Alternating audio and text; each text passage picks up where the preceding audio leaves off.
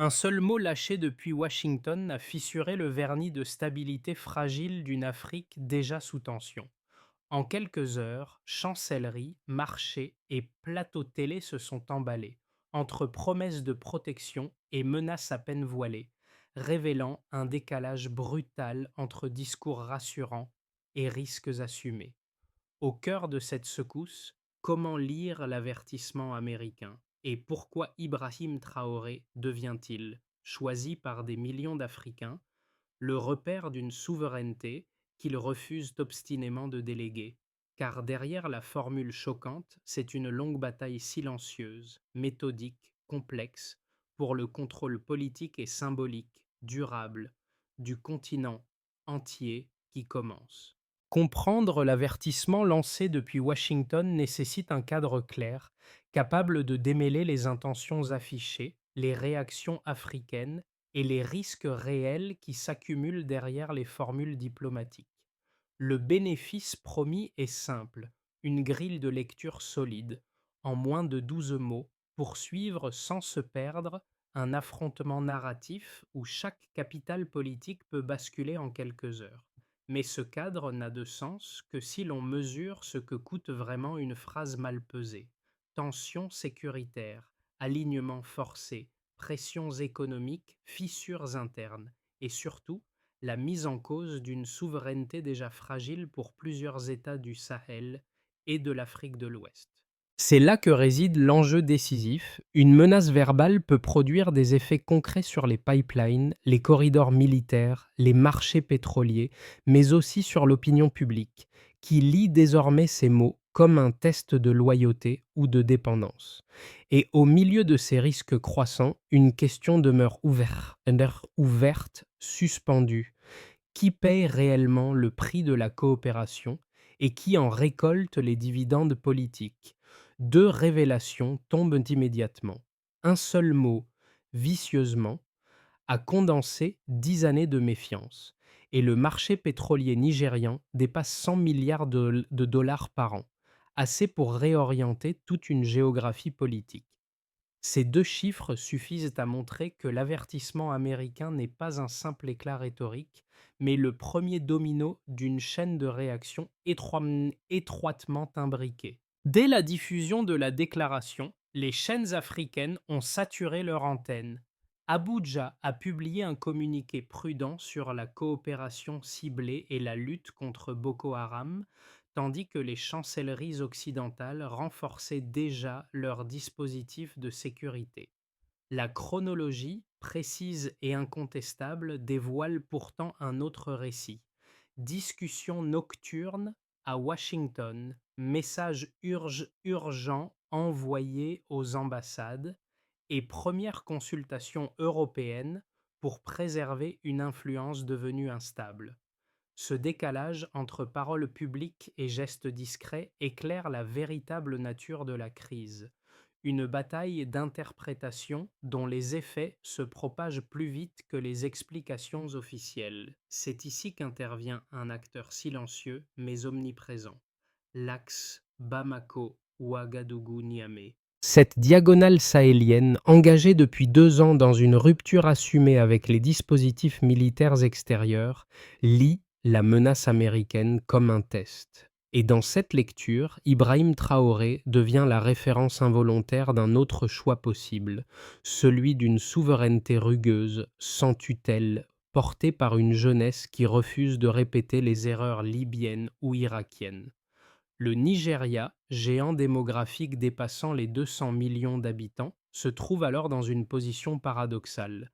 Dépendant d'infrastructures énergétiques pilotées par des partenaires étrangers, mais soumis à une opinion publique qui supporte de moins en moins la logique de protection conditionnelle. Chaque mot venu de Washington, même avant tout acte formel, resserre la pression sur un pays où la moindre faille religieuse ou territoriale peut justifier une intervention au nom d'eux.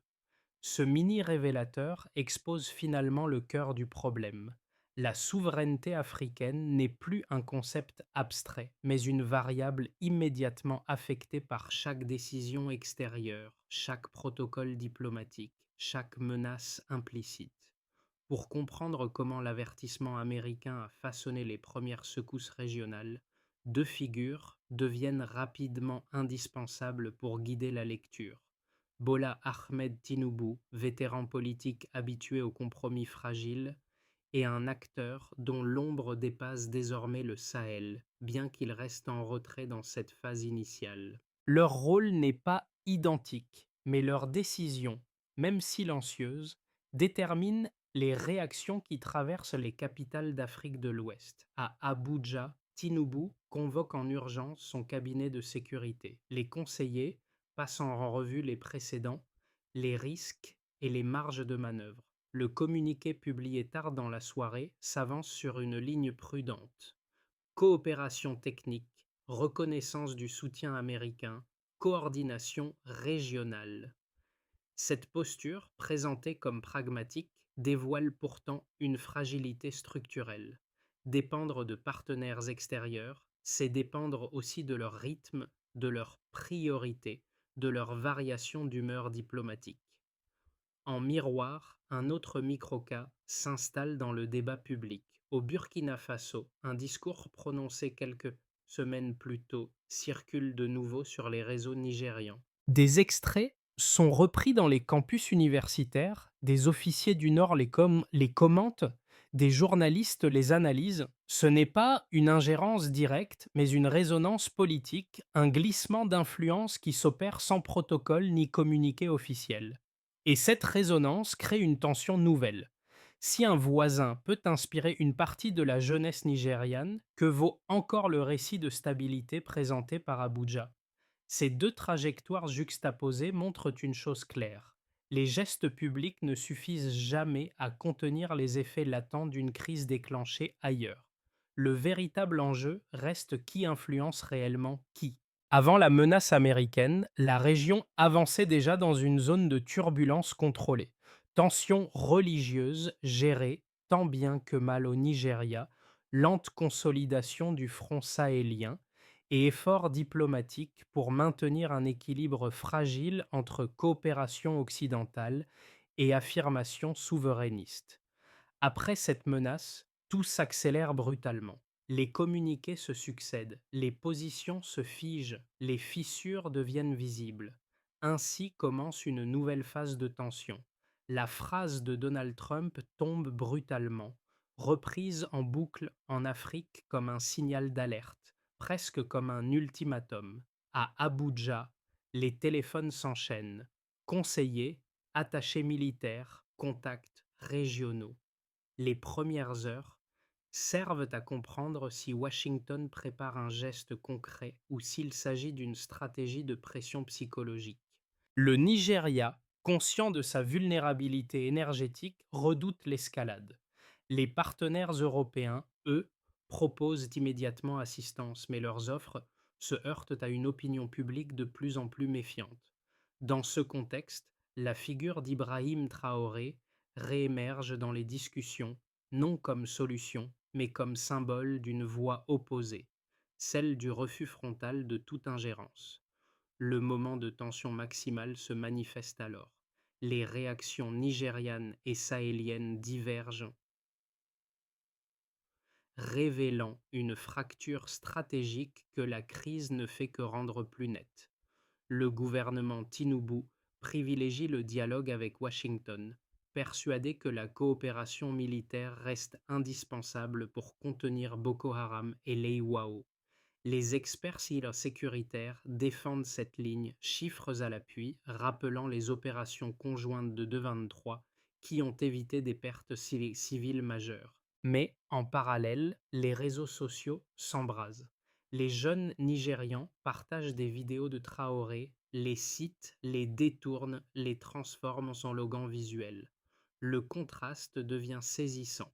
D'un côté, des élites politiques rationnelles, de l'autre, une génération impatiente qui réclame une rupture nette avec les dépendances structurelles. Les chancelleries occidentales renforcent leur présence, envoient des émissaires, rédigent des notes internes sur le syndrome Traoré, expression qui circule de plus en plus dans les briefings. À Paris et Washington, on cherche à anticiper la contagion politique venue du Sahel. À Abuja, on redoute que cette contagion transforme la pression étrangère en crise interne. Dans les répercussions qui suivent, les marchés pétroliers réagissent à leur tour. Légère volatilité, rumeurs sur un possible réajustement régional, inquiétude sur la sécurité des pipelines. Les investisseurs ralentissent. Les ambassades occidentales publient des avis de prudence. Dans plusieurs villes nigérianes, des débats improvisés éclatent dans les universités, les radios locales, les transports publics. Le mot souveraineté refait surface partout, décollé de la rhétorique officielle et désormais revendiqué comme exigence citoyenne. Dans les jours qui suivent, l'axe Bamako-Ouagadougou-Niamey adopte une posture plus ferme, y voyant une validation involontaire de leur choix récent. Et au centre de cette fermeté, Ibrahim Traoré est cité comme la preuve qu'un pays peut survivre sans parapluie extérieur, même si le coût immédiat semble plus lourd. Ce fil d'événements révèle enfin le cœur de la dynamique. Une phrase américaine peut changer un rapport de force, mais c'est la réaction africaine qui décide de sa portée réelle. La dynamique devient lisible dès qu'on observe un baseline delta clair. En 2024, le Nigeria a reçu 86 millions de dollars d'équipements militaires américains, soit une hausse de 42% par rapport à l'année précédente, un saut qui révèle l'ampleur de la dépendance sécuritaire du pays. Cette augmentation n'est pas anodine, car elle transforme chaque livraison en engagement implicite durable, créant une inertie stratégique difficile à inverser. Pour le premier indicateur, les 86 millions représentent un volume d'aide suffisamment élevé pour structurer les priorités budgétaires locales. Dans la pratique, chaque dollar de matériel américain nécessite 1,3 $ de maintenance, presque toujours fourni par des entreprises liées à Washington. Ce ratio, simple et mécanique, signifie que le coût réel dépasse largement la valeur affichée dans les communiqués officiels. La conséquence est nette. Le Nigeria paie plus pour faire fonctionner ce qu'il ne contrôle pas entièrement. Pour le deuxième indicateur, dans l'ensemble de l'Afrique de l'Ouest, 38% des armes importées proviennent encore de pays de l'OTAN. Cette proportion place les États concernés dans une relation asymétrique, car leur capacité opérationnelle dépend d'approvisionnements soumis aux agendas diplomatiques extérieurs. Même lorsque les tensions diminuent, cette part élevée empêche toute stratégie militaire véritablement autonome. Pour le troisième indicateur, au Burkina Faso, en revanche, les acquisitions issues de partenariats africains et asiatiques atteignent désormais 61%, un basculement discret mais structurel dans la logique d'approvisionnement. Ce chiffre est souvent lu comme un signal politique. Il démontre qu'un pays sahélien peut réorganiser ses dépendances sans effondrement brutal de ses capacités. Et c'est précisément ce mouvement que plusieurs jeunes Nigérians associent spontanément à la ligne souverainiste incarnée par Ibrahim Traoré, dont les discours circulent largement dans les débats publics. Au-delà des chiffres, la structure des flux montre autre chose. Plus un pays dépend d'un partenaire dominant, plus il est exposé aux variations d'humeur politique de ce partenaire. C'est le cas du Nigeria, dont les infrastructures énergétiques et militaires restent sensibles aux contraintes externes. La montée des tensions verbales amplifie cette vulnérabilité. Un seul avertissement modifie déjà les projections financières, les discussions diplomatiques et les attentes du public. Dans cette perspective, les positions divergentes entre Abuja et l'axe sahélien apparaissent comme deux réponses rationnelles à un même problème. Les chiffres n'expliquent pas tout, mais ils tracent les contours d'un choix difficile. Continuer une coopération coûteuse mais stabilisatrice, ou basculer vers une autonomie risquée mais politiquement attirante. Et c'est là que le message sous-jacent se ferme, répondant à la question ouverte en P5. La phrase américaine n'est pas le danger principal, c'est la dépendance structurelle qu'elle révèle qui devient le véritable enjeu, mesurable, durable et profondément politique. Deux thèses, cohérentes et solidement argumentées, s'affrontent désormais dans le débat africain. La première est défendue par les partisans de Bola Ahmed Tinubu et par une partie des élites sécuritaires nigérianes, convaincus qu'une alliance étroite avec Washington n'est pas un acte de soumission, mais un outil de survie nationale. Leur argument central tient en une idée structurée: le Nigeria s'est confronté à une menace multiforme: Boko Haram, les IWAO, les réseaux criminels transfrontaliers. Et refuser l'appui américain reviendrait à fragiliser des millions de civils pris dans une géographie de violence difficile à contenir. Il rappelle que plusieurs opérations menées en 2020 grâce au soutien extérieur ont évité des pertes importantes et souligne que la souveraineté n'a de sens que si l'État survit assez longtemps pour l'exercer pleinement.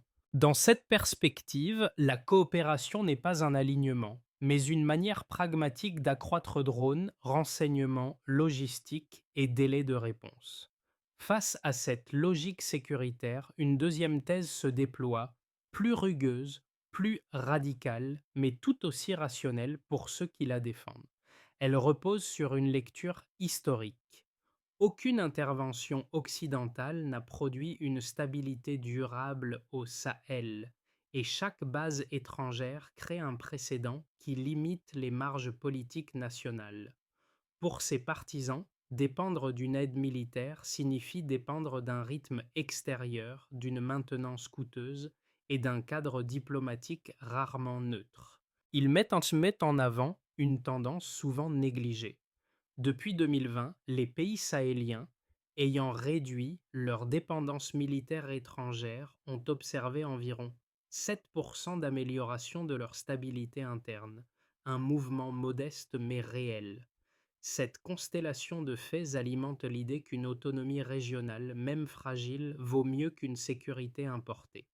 La réconciliation de ces deux visions exige cependant une mise en perspective.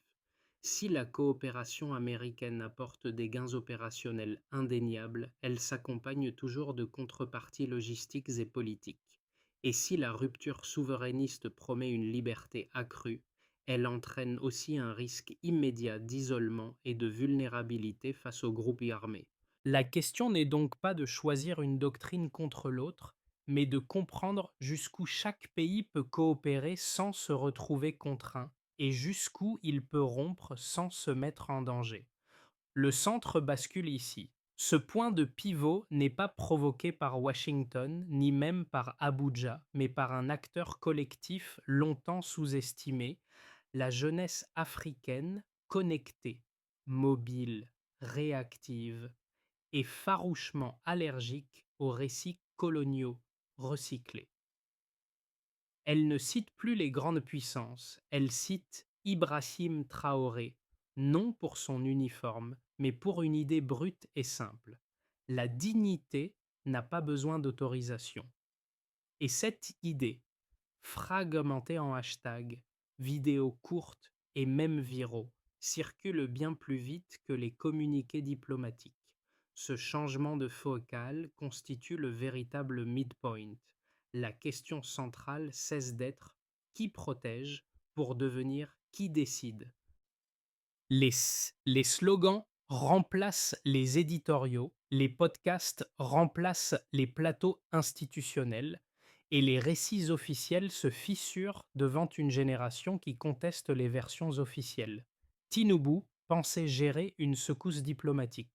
Il découvre une lame de fond générationnelle aux mécaniques imprévisibles. L'effet domino est discret mais mesurable. Moins de crédit accordé aux promesses étrangères, plus de poids donné aux voix régionales, moins de fascination pour les alliances lointaines, plus de confiance dans un avenir autoconstruit. Et dans cette inversion silencieuse, la figure de Traoré sert d'aiguille magnétique à un imaginaire nouveau, celui d'une Afrique qui agit d'elle-même, pas sous supervision. Les répercussions du choc diplomatique s'organisent désormais dans quatre sphères distinctes, chacune révélant comment une phrase venue de Washington peut remodeler les lignes de force africaines, et comment l'ombre d'Ibrahim Traoré influence même à distance les choix politiques.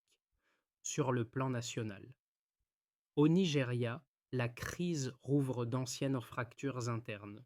Dans le sud, les élites économiques défendent la continuité des accords sécuritaires, convaincus que la stabilité des infrastructures pétrolières dépend d'une coopération occidentale robuste. Dans le nord, les organisations religieuses et communautaires redoutent le retour d'une logique coloniale camouflée sous le mot protection. Le débat public se fragmente, partagé entre gratitude prudente et méfiance viscérale. Mais un chiffre domine. 62% des Nigérians interrogés estiment que le pays doit compter d'abord sur ses propres forces. Sur le plan diplomatique, Abuja avance désormais sur un fil extrêmement fragile. Les États-Unis multiplient les signaux d'amitié, mais chaque offre s'accompagne de protocoles contraignants qui réduisent la marge de manœuvre réelle. L'Union européenne reste floue, préférant des thèmes consensuels plutôt qu'un débat frontal sur la souveraineté. Dans les interstices laissés libres, Moscou et Pékin renforcent leur position. Livraison d'armes, investissements, infrastructures, une diplomatie alternative qui force le Nigeria à réévaluer chaque geste. Sur le plan économique, l'impact financier est immédiat et mesurable. Depuis la déclaration de Trump, les investissements directs étrangers reculent d'environ 11%, révélant une prudence internationale accrue. Pourtant, un mouvement inverse émerge discrètement. Les échanges intra-africains, notamment entre Nigeria, Côte d'Ivoire et Ghana, progressent d'environ 8%. Un paradoxe se dessine. Moins d'ouverture globale, mais davantage de circulation régionale. Signe qu'une économie recentrée sur le continent commence à prendre corps. Sur le plan régional, au Sahel, la dynamique est encore plus visible. Les discours d'Ibrahim Traoré, partagés massivement sur les réseaux, inspirent de nouveaux mouvements de jeunesse et des coalitions civiles. Le Burkina Faso, le Mali et le Niger consolident leur axe souverainiste, au point que certaines ambassades occidentales parlent désormais d'un syndrome Traoré. Ce terme désigne la capacité d'un seul leader, sans armée massive ni ressources colossales, à modifier la grammaire politique d'un continent. Au total, ces quatre sphères montrent une même trajectoire. Chaque décision extérieure entraîne un réajustement intérieur, chaque mot mal pesé devient un accélérateur d'autonomie, et chaque geste américain est désormais relu à travers une grille souverainiste renforcée. Dans cette recomposition silencieuse, l'influence de Traoré agit comme une ligne de force, réorientant attentes, alliances et récits, fermant ainsi la boucle ouverte au midpoint. Les 6 à 12 prochains mois s'ouvrent sur trois trajectoires distinctes, chacune plausible, chacune porteuse d'enjeux lourds pour le Nigeria et l'ensemble du Sahel. Aucune n'offre de sortie simple, mais chacune éclaire une facette du dilemme africain, coopérer sans se soumettre, rompre sans se fragiliser. Dans une première trajectoire possible, les États africains, à commencer par le Nigeria, maintiennent leur coopération militaire avec Washington, mais sous des conditions beaucoup plus strictes. Les budgets sont rééquilibrés pour renforcer la maintenance locale, les conseillers étrangers sont encadrés par des protocoles plus serrés, et les opérations conjointes se poursuivent mais de manière plus transparente. Ce scénario ménage un espace de stabilité relative tout en préservant l'image internationale du pays. Cependant, la méfiance populaire persiste. L'opinion accepte le compromis mais n'y voit qu'une solution temporaire. Dans une seconde trajectoire envisagée, les pays du Sahel consolident leurs alliances internes et signent de nouveaux accords militaires et économiques. L'axe Bamako-Ouagadougou-Niamey devient un pôle de référence, attirant d'autres États intéressés par une autonomie accrue. Les flux commerciaux basculent davantage vers les corridors intra-africains et les investissements étrangers diminuent au profit de nouvelles coopérations régionales. Le prix immédiat est l'isolement modéré vis-à-vis de l'Occident, mais le gain est symbolique, une base politique inédite pour une souveraineté assumée. Dans une troisième trajectoire plus préoccupante, sous pression diplomatique, certains gouvernements africains acceptent de nouvelles tranches d'aide militaire conditionnées. Les protocoles deviennent plus contraignants, les dettes techniques s'accumulent et les marges de manœuvre politiques se réduisent. Ce scénario voit une montée des tensions internes, une érosion institutionnelle et un renforcement indirect des puissances extérieures. Il ne conduit pas forcément à l'effondrement, mais à une stagnation où chaque crise future coûtera plus cher à gérer. Pour mieux comprendre les perceptions des différents publics, plutôt que de chercher lequel de ces futurs prévaudra, une approche plus féconde consiste à examiner la sensibilité des États. Quel choix augmente la dépendance? Quel choix augmente la capacité d'agir? C'est cette matrice, plus que les scénarios eux-mêmes, qui déterminera comment l'Afrique naviguera dans les prochains mois. La crise née des mots américains n'a pas le même visage pour tous, et c'est précisément cette diversité de perceptions qui révèle l'ampleur réelle des secousses. Trois publics, trois sensibilités, un même vertige face à l'avenir. Pour les citoyens ordinaires, pour les familles nigérianes et sahéliennes, la souveraineté n'est pas une abstraction idéologique. Elle se mesure au prix du carburant, à la sécurité des routes, au temps qu'il faut pour rétablir l'électricité après une coupure. Il ne demande pas des discours, mais des effets visibles. Stabilité, infrastructure fonctionnelle, sécurité quotidienne. Le débat sur l'ingérence ou la coopération n'a de sens pour eux que s'il améliore concrètement leur vie. Deux attentes dominent, moins de dépendance, plus de fiabilité de l'État. Pour la jeunesse connectée, pour la génération numérique, la rupture sahélienne représente moins une stratégie militaire qu'un geste symbolique. Récupérer un récit longtemps confisqué par les puissances extérieures. Elle transforme les discours en hashtag, les déclarations politiques en vidéos virales et les hésitations gouvernementales en matière première pour la contestation. Ce public ne veut ni prudence excessive, ni dépendance héritée. Il veut la possibilité d'un avenir écrit sans tutelle. Sa question centrale: qui décide et pour qui? Pour la diaspora africaine. Éparpillés de Londres à Montréal, les membres de la diaspora lisent la crise à travers un prisme médiatique souvent biaisé, où la complexité africaine est saute compressée dans des récits simplifiés. Ils soutiennent financièrement leurs familles, relaient informations et analyses, et tentent de corriger les narrations dominantes. Leur préoccupation n'est pas de rompre ou de coopérer, mais de reconstruire durablement des institutions crédibles. Sortir de la dépendance n'est pas un slogan, c'est une méthode exigeante, graduelle, mesurable. Et l'ombre d'Ibrahim Traoré, qui répète que la souveraineté se prouve par les actes, sert historique de boussole implicite pour plusieurs gouvernements cherchant à réduire l'emprise extérieure sans fragiliser leur sécurité. Ramener la dépendance technique aux partenaires étrangers de 15% grâce à la maintenance locale, à l'ingénierie militaire et à la formation interne. Indicateur: atteindre 80% d'autonomie opérationnelle pour les équipements stratégiques. Activer un noyau de renseignement partagé, de surveillance frontalière et de standardisation du matériel.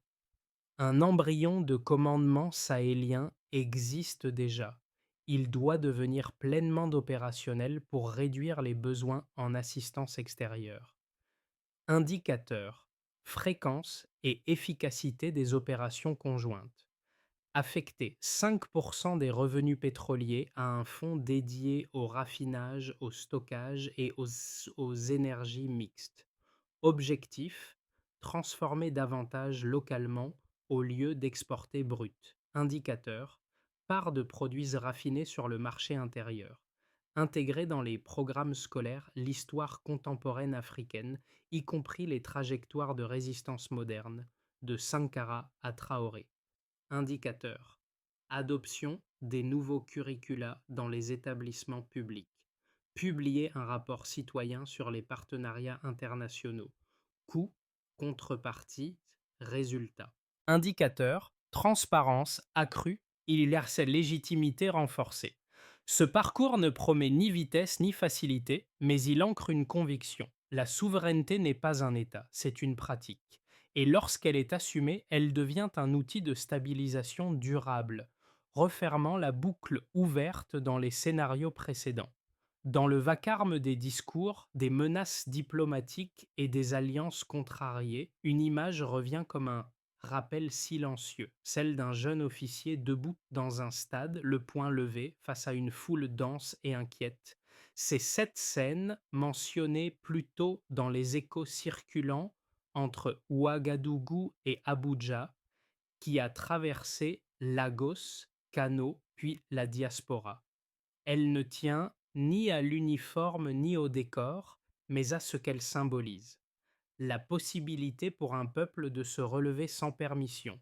Et dans cette image devenue motif, Ibrahim Traoré apparaît non comme un modèle parfait, mais comme un miroir révélant un désir africain plus vaste, celui d'agir sans attendre l'aval d'autrui. Le contraste est net. D'un côté, les palais où chaque mot est pesé pour ménager des partenaires exigeants. De l'autre, ces foules qui scandent un seul message, ferme, irréductible, obstiné: la dignité n'est pas négociable. Entre les deux s'étend l'espace fragile où se joue l'avenir du continent. C'est là que la tension entre peur et fierté atteint son point d'orgue, là que les nations comprennent qu'un souffle long vaut mieux qu'un éclat de bravoure. La liberté n'est jamais offerte. Cette phrase demeure simple et nue, comme une boussole intérieure pour ceux qui cherchent à comprendre la portée réelle de ce moment africain. L'Afrique n'a pas besoin d'un sauveur, mais de témoins notamment, lucides, capable de lire les faits sans céder aux récits imposés. Chaque citoyen, chaque membre de la diaspora, chaque jeune connecté possède aujourd'hui un pouvoir simple mais immense, celui de refuser les versions simplifiées, de questionner les alliances, d'examiner les chiffres et de reconstruire une compréhension plus juste de ce qui façonne réellement le destin du continent. Les décisions qui se prennent à Washington, Abuja ou Ouagadougou n'appartiennent pas qu'au gouvernement. Elles influencent directement la vie quotidienne, les marges de liberté et les attentes de millions de personnes. Dans cette période de recomposition silencieuse, discuter, partager et interroger devient un acte civique à part entière. C'est ainsi que naît un contre-récit, non pas en opposition systématique, mais en exigence de clarté et de responsabilité. Raconter ce moment, l'expliquer, le débattre, voilà comment l'Afrique peut reprendre la main sans rompre le lien social. Si ce récit vous semble utile, vous pouvez poursuivre la conversation, comparer les sources ou approfondir l'un des enjeux évoqués. La question reste ouverte volontairement. Selon vous, quel chemin l'Afrique devrait-elle choisir pour défendre sa souveraineté?